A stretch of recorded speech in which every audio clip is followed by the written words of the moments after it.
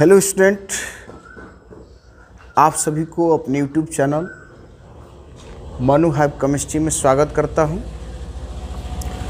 और आज की क्लास में हम लोग रासायनिक बलगतिकी जिस चैप्टर को स्टार्ट किए थे उसी को आगे कंटिन्यू करेंगे।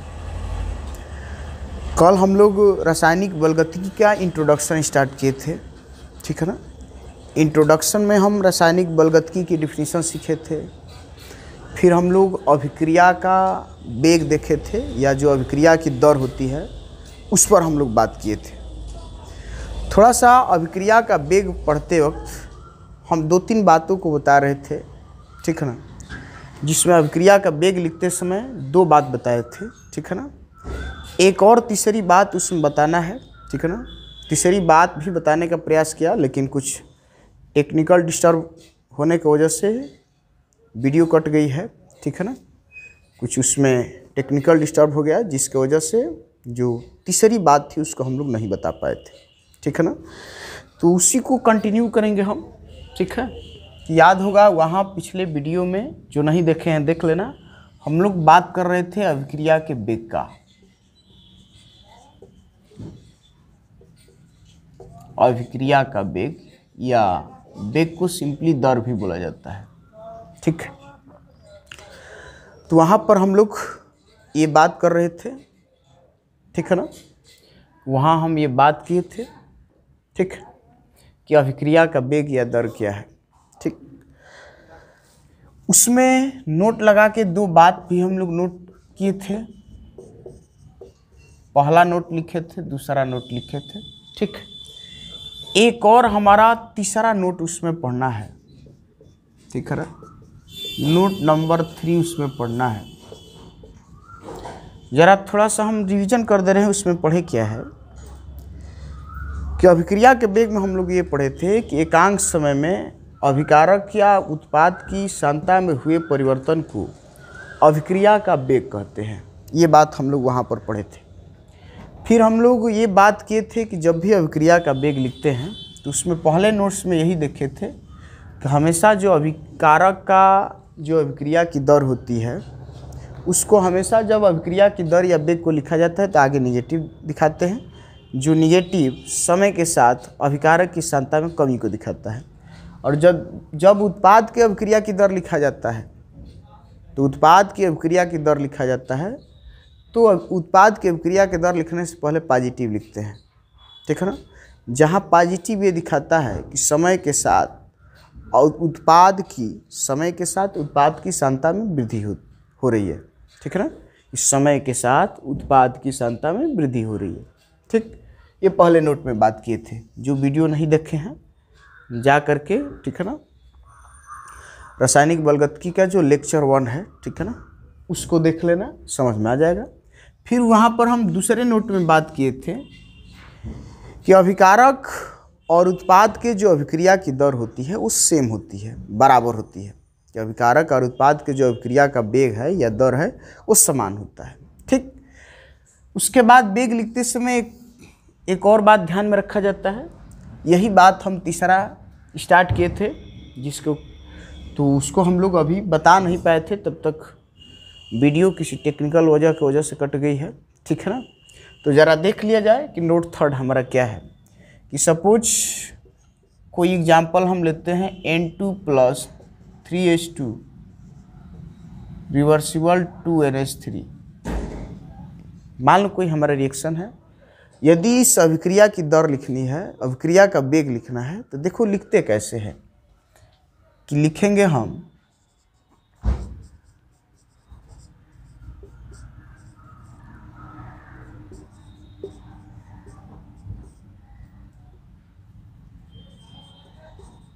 अभिक्रिया का वेग लिखो या दर लिखो।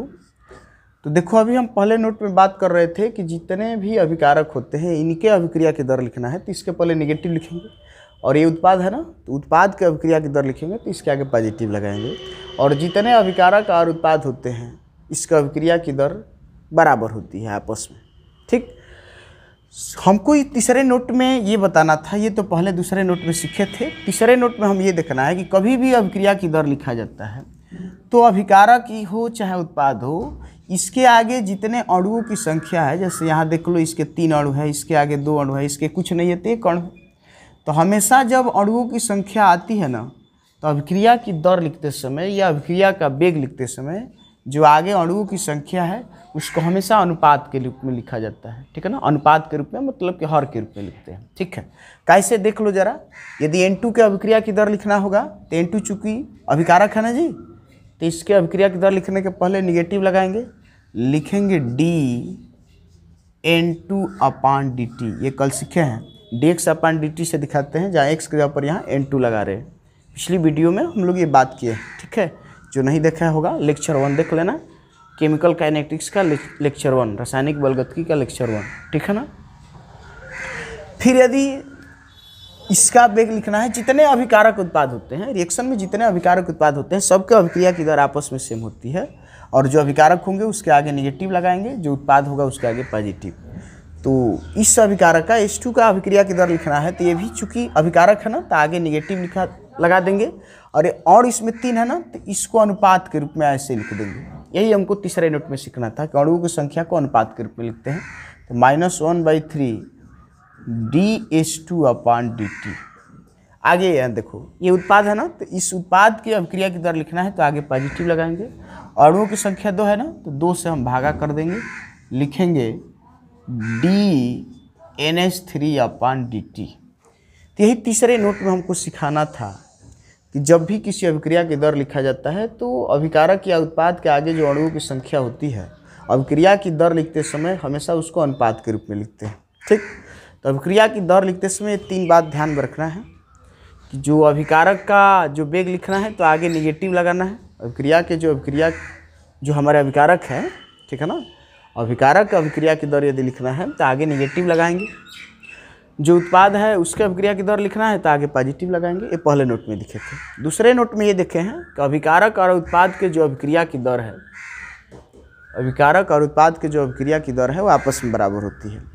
और तीसरे नोट में ये हम लोग सीख लिए कि जो आगे अणुओं की संख्या है, ठीक है ना, आगे अणुओं की संख्या है, जब भी अभिक्रिया की दर लिखा जाता है तो अणुओं की संख्या को हमेशा अनुपात के रूप में लिखते हैं। जैसे यहाँ देख पा रहे हो 3 था, 3 को नीचे लिखे हैं, 2 था, 2 को नीचे लिखे हैं।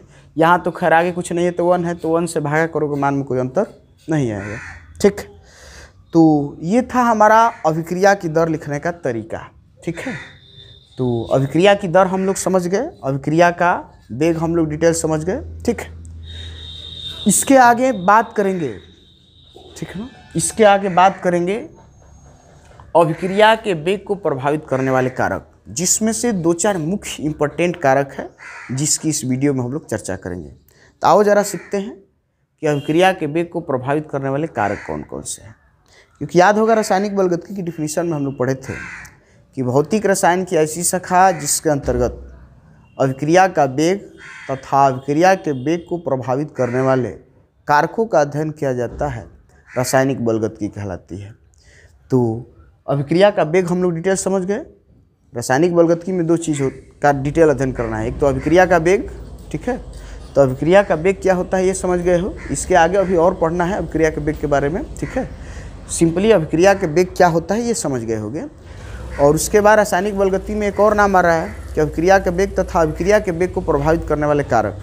तो ज़रा वो भी हम देख ले कि अभिक्रिया के वेग को प्रभावित करने वाले कारक कौन कौन से हैं। ठीक है ना, डिफिनीशन पढ़े हैं कि अभिक्रिया का वेग, रासायनिक बलगतिकी के डिफिनीशन में ये देखें हम लोग कि अभिक्रिया का वेग तथा अभिक्रिया के वेग को प्रभावित करने वाले कारकों का अध्ययन किया जाता है। तो अभिक्रिया का वेग समझ गए। अब उस डिफिनीशन में जो शब्द लगा है कि अभिक्रिया के वेग को प्रभावित करने वाले कारकों का अध्ययन किया जाता है, ज़रा उसका अध्ययन कर लिया जाए। ठीक है ना, जो चैप्टर का हमारा मूल नाम है उसमें पढ़ना क्या है, ठीक है ना, उसके बारे में बात कर लिया जाए। ठीक, तो आओ ज़रा उसको सीख लेते हैं कि जो अभिक्रिया का ये जो वेग देख रहे हैं, जो अभिक्रिया की ये दर देख रहे हैं, इस अभिक्रिया की दर या वेग को प्रभावित करने वाले कारक कौन कौन से हैं उसको ज़रा सीख लेते हैं। ठीक है, तो आओ ज़रा सीखा जाए वो कारक कौन कौन से हैं।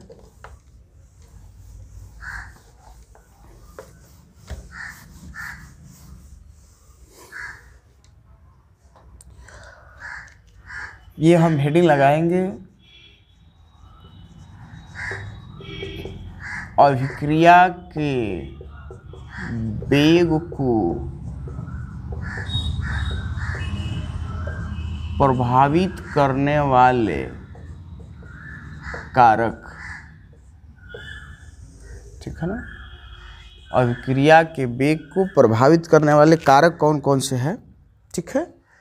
इस बात की हम लोग चर्चा करेंगे कि अभिक्रिया के वेग को प्रभावित करने वाले कारक कौन कौन से हैं, ठीक। तो आओ जरा देखते हैं अभिक्रिया के वेग को प्रभावित करने वाले कारक कौन कौन से हैं, ठीक। तो सुन लो, अभिक्रिया के वेग को प्रभावित करने वाले कारक कौन कौन से होते हैं। मुख्य कारक 3-4 होते हैं हमारे, ठीक है ना। मुख्य कारक की बात करेंगे, ठीक है ना। तो मुख्य कारक मुख्य रूप से 3 होते हैं। जैसे पहला हमारा होता है ताप का प्रभाव, ताप का प्रभाव। दूसरा जैसे हमारा होता है दाब का प्रभाव, ठीक है। तीसरा हमारा होता है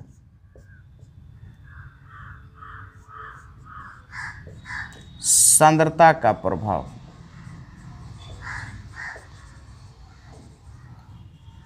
और चौथा हमारा होता है उत्प्रेरक का प्रभाव। जरा इसको भी देख लेंगे।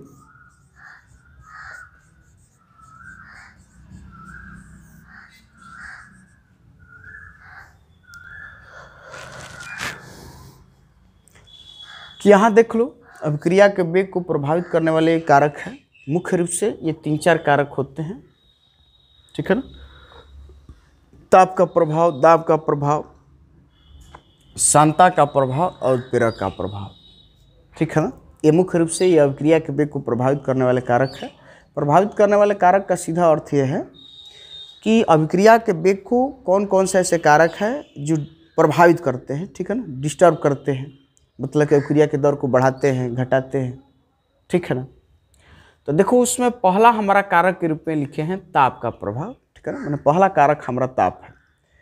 ताप का प्रभाव क्या कहता है कि सुन लो, कि यदि किसी अभिक्रिया का टेम्परेचर यदि बढ़ाएंगे, तो जब भी अभिक्रिया का टेम्परेचर बढ़ाते हैं ना, तो अभिक्रिया का जो वेग है या जो अभिक्रिया की दर है वो बढ़ जाती है।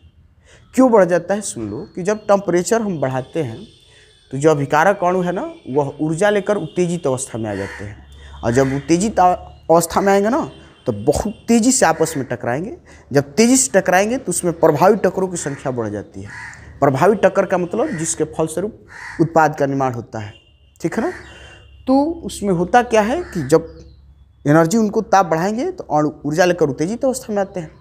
जब उनको एनर्जी मिलती है तो बहुत तेज़ी से टकराते हैं। जब तेज़ी से टकराते हैं तो प्रभावी टक्करों की संख्या बढ़ जाती है। जब प्रभावी टक्करों की संख्या बढ़ जाती है तो अभिक्रिया की दर ऑटोमेटिक बढ़ जाती है। तो पहले ताप के प्रभाव में हम यही बात बताएंगे कि यदि टेम्परेचर हम लोग बढ़ाते हैं तो जो अभिकारक अणु है ना, ऊर्जा लेकर के उत्तेजित अवस्था में आ जाते हैं, और जब ऊर्जा लेकर उत्तेजित अवस्था में आ जाते हैं तो प्रभावी टक्करों की संख्या बढ़ जाती है, जिससे अभिक्रिया का वेग बढ़ जाता है। ये हम ताप के प्रभाव में बताएंगे। उसके बाद बात आती है दाब का प्रभाव। दाब के प्रभाव में होता क्या है कि जैसे मान लो किसी पात्र में हम कोई रिएक्शन करा रहे हैं, ये कोई रिएक्शन हो रहा है, बाहर से जब हम यदि दाब को बढ़ाते हैं, ठीक है, तो दाब बढ़ाएंगे ना, ठीक है ना, तो जैसे अणु इतने दूर में फैले थे, सपोज करो कि दाब बढ़ाने से अणु इतने दूर में आ गए, तो कण तो उतना ही है, कण कह लो, अणु कह लो, जो भी कह लो, अभिकारक के रूप में जो भी हो, कि कण तो उतना ही है, लेकिन इनका देख लो, दाब बढ़ाए तो इनका देख लो कि पहले इतने आयतन में घूम रहे थे और मात्र इतने आयतन में घूम रहे थे। जाहिर सी बात है कि यहाँ आयतन जब कम हुआ है तो अणु बहुत पास पास आए हैं। जब अणु पास पास में आते हैं ना तो तेज़ी से टकराते हैं। जब तेज़ी से टकराते हैं तो प्रभावी टक्करों की संख्या बढ़ जाती है। जब प्रभावी टक्करों की संख्या बढ़ जाएगी तो जाहिर सी बात है कि अभिक्रिया की दर बढ़ जाती है। तो यहाँ भी दाब के प्रभाव में ये देखेंगे कि जब हम लोग दाब बढ़ाते हैं, ठीक है ना, एकांक आयतन का हम लोग दाब बढ़ाते हैं, ठीक है, तो अभिकारक कण पास पास में आते हैं, जिससे तेज़ी से टकराते हैं, और जब तेज़ी से टकराएंगे तो प्रभावी टक्करों की संख्या बढ़ जाती है, जिससे अभिक्रिया का वेग बढ़ जाता है। तो दाब के प्रभाव में भी निष्कर्ष के रूप में वही देखें कि जिस तरीके से ताप बढ़ाने पर अभिक्रिया की दर बढ़ रही थी, उसी तरीके से दाब बढ़ाने पर भी अभिक्रिया की दर बढ़ जाती है। उसके बाद सांद्रता का प्रभाव क्या है? सांद्रता के प्रभाव में ये हम देखना है कि यदि मान लो कोई रिएक्शन हो रहा है, ठीक है ना, यदि बाहर से कोई पदार्थ हम मिला दें, कोई रिएक्शन हो रहा है और यदि हम लोग बाहर से कोई पदार्थ मिला दें तो जाहिर सी बात है कि जब बाहर से कोई पदार्थ मिलाएंगे तो इसकी सांद्रता बढ़ जाएगी। जब सांद्रता बढ़ जाती है तो सांद्रता बढ़ने का सीधा अर्थ है कि इसमें जब सांद्रता बढ़ेगी, ठीक है ना, तो कण बहुत पास पास में आएंगे। सांद्रता जब बढ़ जाती है, ठीक है ना, सांद्रता बढ़ने का मतलब जैसे मान लो पहले हमारा तनु टाइप का विलयन था और जब बाहर से कोई पदार्थ मिलाते हैं तो इनकी सांद्रता बढ़ जाती है। सांद्रता बढ़ने का मतलब कि सांद्र विलयन टाइप का व्यवहार करते हैं, ठीक है। तो जब बाहर से कोई पदार्थ मिलाते हैं तो इसमें सांद्रता बढ़ जाती है। जब सांद्रता बढ़ेगी तो जो कण होते हैं बहुत पास पास में आते हैं। जब पास पास में आते हैं टकराएंगे तो प्रभावी टक्करों की संख्या बढ़ेगी। जब प्रभावी टक्करों की संख्या बढ़ेगी तो अभिक्रिया की दर बढ़ जाती है। इस तरीके से सांद्रता के प्रभाव में भी हम यही देखेंगे, यदि बाहर से कोई पदार्थ मिलाते हैं, ठीक है ना, तो प्रभावी टक्करों की संख्या बढ़ जाती है जिससे अभिक्रिया का वेग बढ़ जाता है। ठीक, लास्ट उत्प्रेरक का प्रभाव देखेंगे। तो उत्प्रेरक दोनों काम करता है, ठीक है ना। उत्प्रेरक की काम ही होता है अभिक्रिया के वेग को बढ़ाना, घटाना, शून्य कर देना, ठीक है ना। उत्प्रेरक का सीधा अर्थ है, ठीक है ना, आगे के चैप्टरों में, ठीक है ना, आगे हमको पिष्ट रसायन पढ़ना है। उस पिष्ट रसायन में उत्प्रेरक के बारे में हमको पढ़ना भी है, ठीक है ना। तो वहाँ उत्प्रेरक की परिभाषा ही दिया जाता है। यदि शुद्ध परिभाषा दे तो उत्प्रेरक की परिभाषा ही होती है कि ऐसा बाह्य पदार्थ जो रासायनिक अभिक्रिया के वेग को परिवर्तित कर देता है उत्प्रेरक कहलाता है, तथा यह घटना उत्प्रेरण कहलाती है।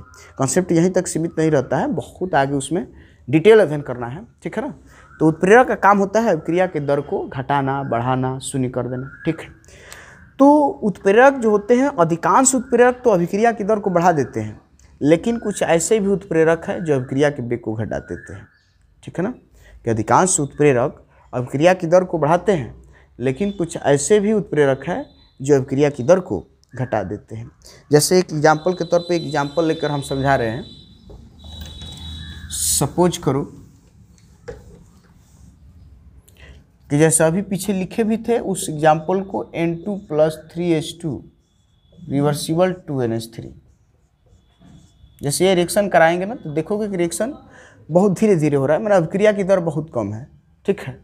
लेकिन जैसे ही इसमें उत्प्रेरक के रूप में यदि FI डाल देंगे, ठीक है ना, उत्प्रेरक के रूप में यदि FI डाल देंगे तो जैसे ही FI डालोगे ना तो N2 और H2 मिलकर के अमोनिया का निर्माण तेजी से करने लगते हैं, मैंने अभिक्रिया की दर बढ़ जाती है, अमोनिया का निर्माण तेजी से होने लगता है। तो हम कहेंगे कि नहीं भाई FI जो है अभिक्रिया की दर को बढ़ा रहा है। जो अभिक्रिया की दर को बढ़ाता है उसको सिंपली हम लोग धनात्मक उत्प्रेरक कहते हैं, ठीक है ना।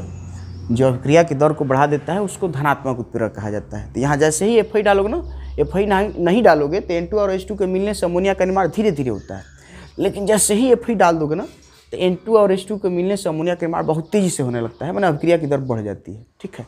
तो यहाँ जो FI जो होता है इस अभिक्रिया की दर को बढ़ा देता है, इसलिए इस FI को धनात्मक उत्प्रेरक कहा जाता है। जो अभिक्रिया की दर को बढ़ा देता है उसको धनात्मक उत्प्रेरक कहते हैं, और जो अभिक्रिया की दर को घटा देता है उसको ऋणात्मक उत्प्रेरक कहा जाता है, ठीक है।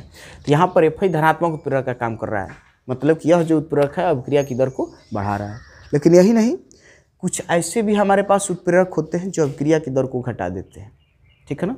कुछ ऐसे भी उत्प्रेरक है जो अभिक्रिया की दर को घटा देते हैं, ठीक है। जैसे मान लो H2O2 है, ठीक है, H2O2 है, ठीक है। यदि इसका अपघटन कराओगे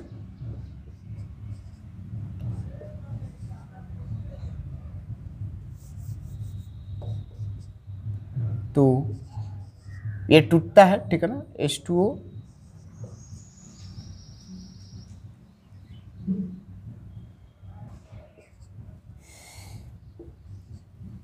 ठीक है। कि H2O2 जो होगा ना जब टूटता है तो ये बनाता है H2O और O2, ठीक है। 2H2O2 है, ठीक है, 2H2O2, H2O2 मतलब हाइड्रोजन परऑक्साइड होता है, ठीक है। तो इसको पूरी तरीके से हम बैलेंस कर दें, 4 हाइड्रोजन, इधर 4 ऑक्सीजन है, 2 2 4 ऑक्सीजन है, ठीक है। 2H2O2 टूटकर बनाता है 2H2O + O2।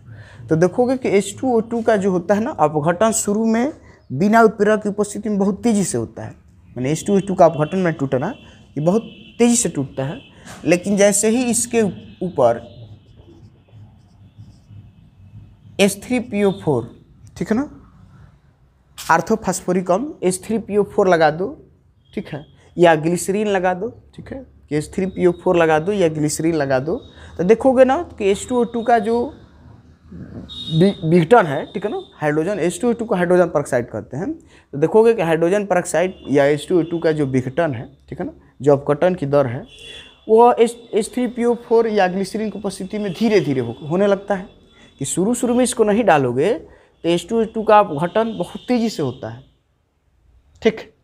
लेकिन जैसे ही H3PO4 यदि हम लोग डाल देंगे तो H2O2 का अपघटन धीरे धीरे होने लगता है, H2O2 का अपघटन धीरे धीरे होने लगता है।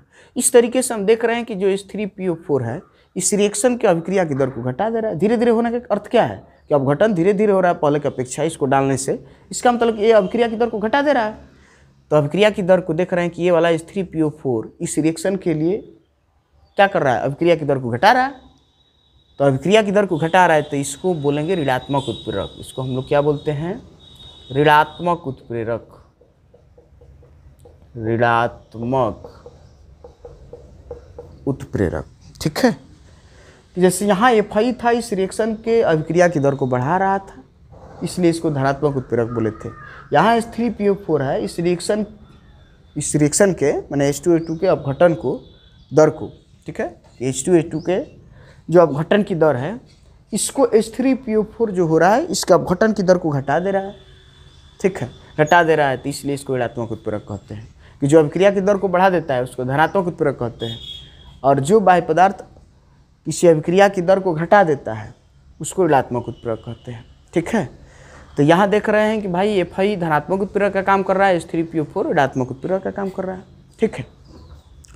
तो अंततोगत्वा हम निष्कर्ष के रूप में ये बताएंगे, ठीक है ना, कि अधिकांश उत्प्रेरक अभिक्रिया की दर को बढ़ा देते हैं, लेकिन कुछ ऐसे भी उत्प्रेरक है जो अभिक्रिया की दर को घटा देते हैं, ठीक है ना।